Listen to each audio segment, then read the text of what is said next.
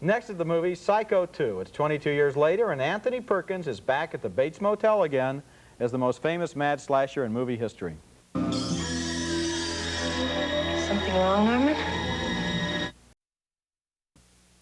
Okay, now this next movie we have is one that no true movie buff or lover believes could ever really be made.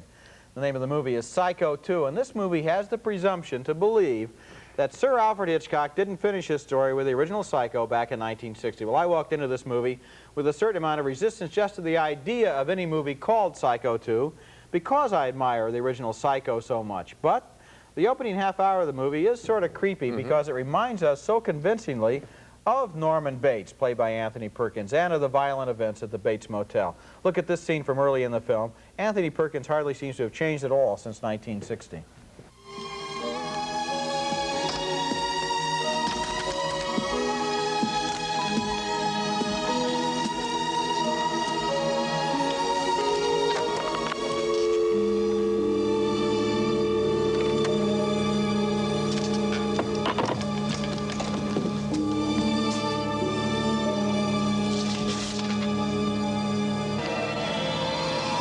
Norman!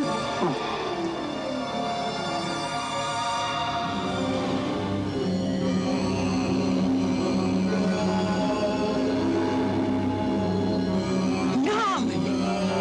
What did you put in my tea? Gonna get you for this, Norman! Gonna show you what happens to bad little boys who poison their mothers! I'm going to kill you.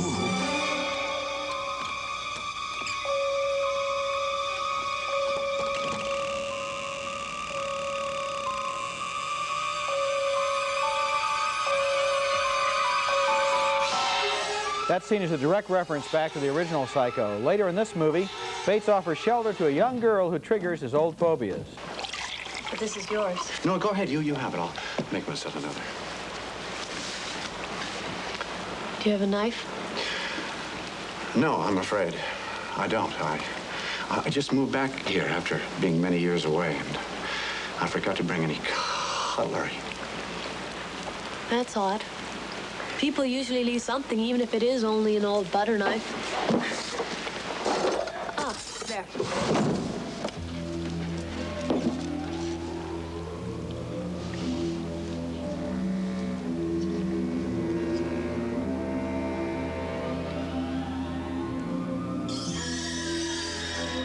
Something wrong, Norman?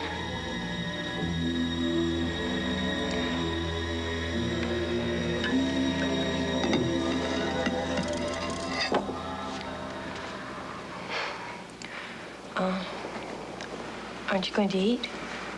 No, I just suddenly lost my appetite, but you go ahead.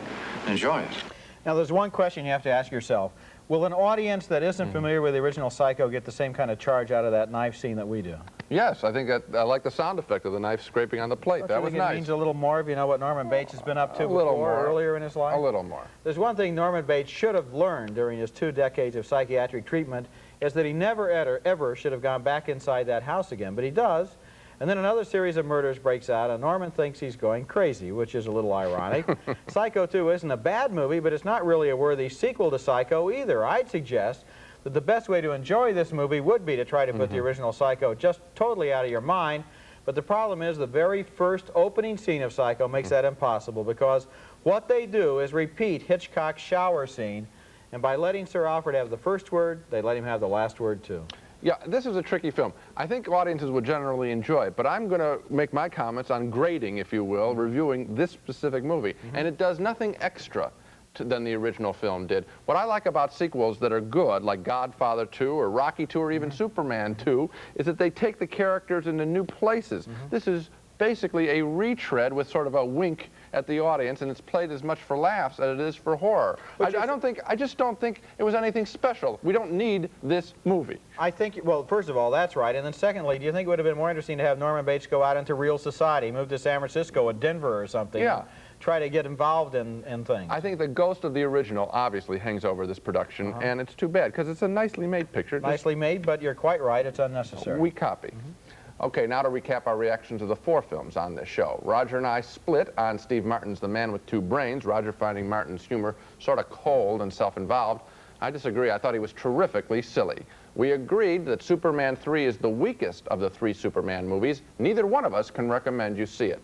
We both thought that Eddie Murphy and Dan Aykroyd were very funny in Trading Places. I think it's the funniest film of the year so far. And finally, 2 downturned thumbs for Psycho 2, a well-made but weak carbon copy of the great Alfred Hitchcock thriller. So the verdict very clearly is 2 big yeses for Trading Places. And if you got in the mind for another comedy, Man with Two Brains. Okay, and that's it for this week. Next time we'll have reviews of 4 new movies, including The Survivors, a comedy with Robin Williams and Walter Matthau. Well, Mr. Honky Mofo, take your best shot! Until then, we'll see you at the movies.